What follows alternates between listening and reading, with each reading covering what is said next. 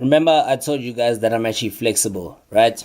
So don't actually be surprised by the change of settings, right? Yeah, football is indeed a religion. I'm Pube Simpati Mhlaba, your host, and look, I owe this to you guys, right? My viewers at home, my supporters at home. I owe this to all of y'all, right? To always remain loyal, to be dedicated to actually giving you guys the best of my ability, to actually update you on all the footballing headlines worldwide, right? So, look, wherever we are, we still continue. It does not matter whether we're in studio, whether we're in my room, wherever we record from. We'll always just give you the best of what we can give, the best quality, I promise. And this video will be nothing short by quality. So we saw another Premier League match day. Remember, Manchester City had a game in hand, right? They had a game in hand, and because they missed one particular encounter due to their duties at the FIFA Club World Cup, and they've played that game in hand that they had. They took on Brentford, right, at the Etihad Stadium. And that game resulted in a 1-0 victory for the citizens. So they have now bounced back after dropping points at home against Chelsea.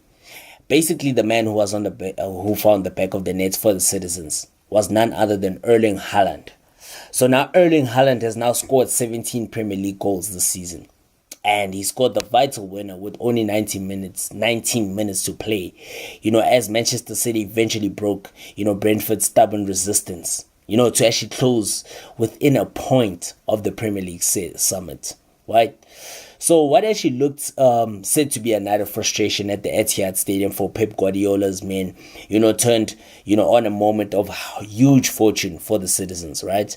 As we saw Brentford defender Christopher Ajer appear to have, the situation under control when Julian Alvarez played, a pass into the visitors' half as City countered. But as Erling Haaland began to chase, Ajer slipped. At the crucial moment, the defender Ajer, he slipped, unfortunately, at the crucial moment. And as a result, he could not regain his feet as the Norwegian sped past him, right? The 23-year-old kept his cool to actually beat Mark Flecken, with a precise shot. And it was actually Erling Haaland's 22nd goal of the season, which means that he has now scored against every Premier League opponent he has faced. What another record that is. More importantly, it secured a victory that took Manchester City above Arsenal into second spot and kept a record of a fourth consecutive title in their own hands, given, that they still have to visit the log leaders, Liverpool, on the 10th of March.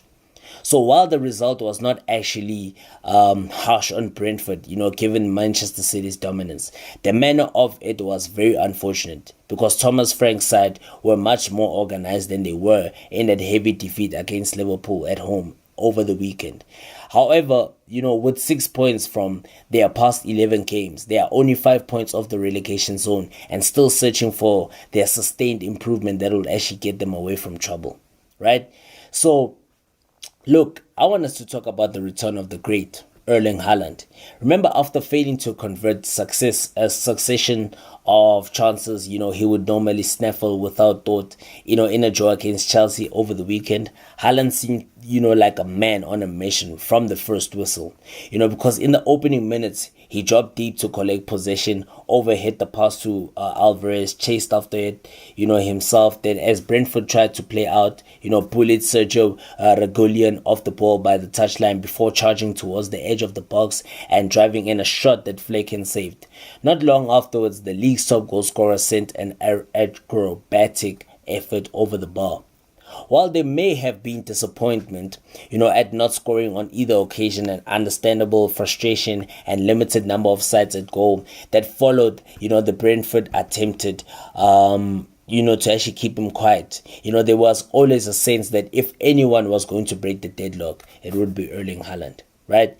Remember Phil Foden, the hat-trick hero when these sides met in West London a fortnight ago, had a chance but Bulundi's shot over the bar after being set up by, Bernardo Silva. So it was actually Haaland, Ajay and Brentford, were unlucky in how the Norwegian got through. But once again, it was the striker versus goalkeeper and the outcome was beyond inevitable, right? Haaland, thought he had put City 2-0 up late on, but his close range header was ruled out for offside against fullback Kyle Walker. He's now two clear of Mo Salah in the Golden Boot standings. Whoever wins this personal battle, will actually go a long way to deciding where the title ends up, right? So, look, it was actually a frustrating night for Pep Guardiola, and give credit to Brentford because they were able to frustrate the home side. Because about half an hour into the game, after Brentford again threatened the City goal, and an audible grumble, on anxiety rolled around the stadium, because we saw Guardiola responded with half a dozen exaggerated calm down hand signals, waved in the general direction of the supporters, directly above him. But by halftime, he was the one needing to cool off as he spun on his heels and marched down the tunnel. The City boss, had been increasingly irritated at, what he felt were Brentford's time-wasting tactics, which surprisingly, in the era of double-digit injury time, only brought a couple of additional minutes to the opening period, right? And in addition to that, to retrieving the ball from for a Brentford throw, Guardiola's response to Flecken's delayed, goal kicks, Juan Wisa going down to earn John Stones a booking was, a couple of long stays at opposite number Frank. Someone, the City boss, right, said in his program notes he actually respects, Chanta at the fourth official and offer a frustrated wave at referee Darren England.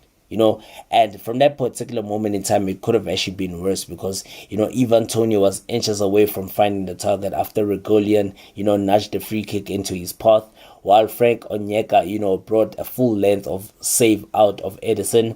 And after winning, the corresponding fixture last season, Brentford's attempt to actually follow Manchester United as the only side to beat City in successive away games during Guardiola's time as a manager was not fanciful.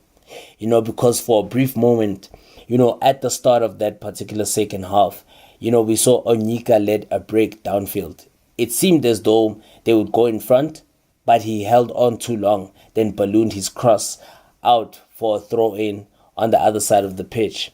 So Brentford, didn't properly threaten again until the 5th minute of injury time when they won a corner which Haaland cleared. And clearly it was Haaland's night. It was clearly his night. And look, I would say the man of the match really does go to Phil Foden, in my opinion, deservedly, because Phil Foden put up a great shift in yesterday's encounter between Manchester City as well as Brentford. And what can I say, man? Manchester City from this particular moment in time, look, now they are only to a point behind Liverpool in second place, right?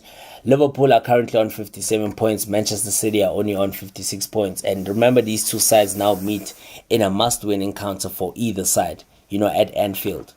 And it's going to go down to the wire, right? Because now Man City don't have that advantage of having a game in hand.